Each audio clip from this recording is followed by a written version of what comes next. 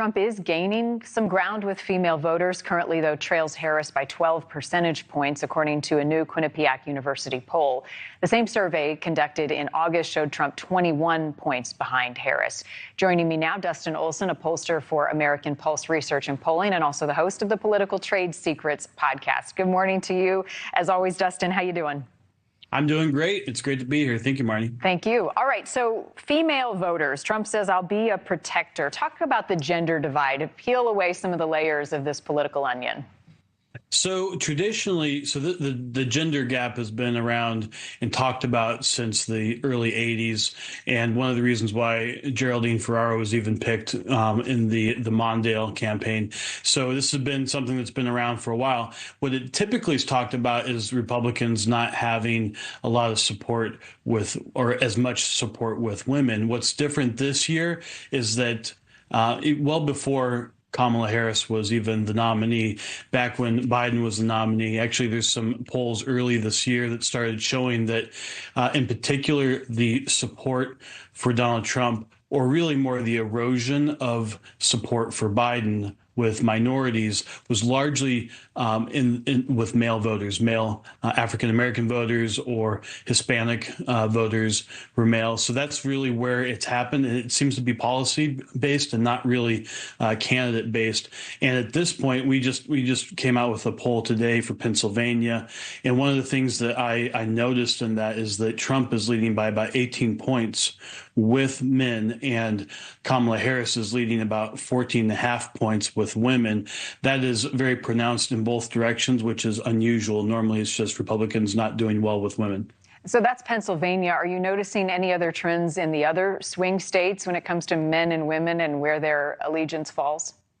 Yeah, so it's going to be basically roughly about the same across the country and across each of the states. Some places it might be a little bit more evenly split, but what I thought was interesting in Pennsylvania in particular, that the gender gap actually benefits Trump. Now, one thing that we as pollsters do consider is that when we look at our polls, when we weight our polls, we generally will include more women in the sample. So typically it's about 52%. It depends on the geography, but usually about 52% we expect to be women. So that actually accounts for why it's so close. When you think about Donald Trump has a bigger advantage with men, and Kamala Harris has not as big of an advantage with women, but why are they so close? And I think it's because ultimately we as pollsters expect that there'll be more female voters. When you talk about some of the big issues, so the economy is one for men and women, abortion is another. Are women looking for more clarity from Donald Trump on abortion? And what do some of the polls bleed out? Yeah, so when we test these and other pollsters test the top issues, it's been pretty clear. In every state, it's a little bit different, but ultimately the first two are almost always the same, and those are going to be economy and inflation or immigration and the border. And then it depends. Sometimes it's democracy or abortion will be the third and fourth issue. It goes back and forth between those. And it is very much different based on your gender as to who you support on those various issues.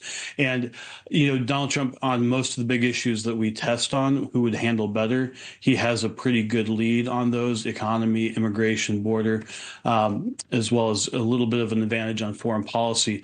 However, the advantage that Harris has on abortion is more pronounced than any of the advantages that Trump has on any of the other issues that people are listing as their top issues. The other demographic we were just talking about with Alina was black voters, particularly black men, and some of Harris's initiatives to target this group. What do the polls show in this demographic?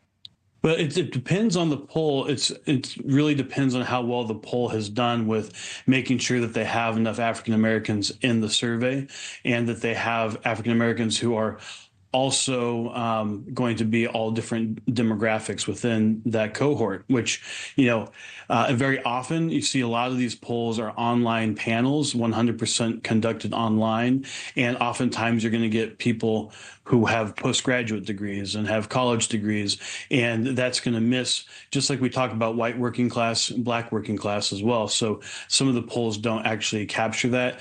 But what I've been seeing is somewhere from the low teens to low 20s that Donald Trump possibly could get of the African American vote. And that would be pretty significant. I think everybody sees that. And it is largely African American men that are the ones who are making that transition. Yeah, diving into those numbers. Appreciate you helping us. Dustin, Olson, as always, nice to see you. Absolutely. Thank you.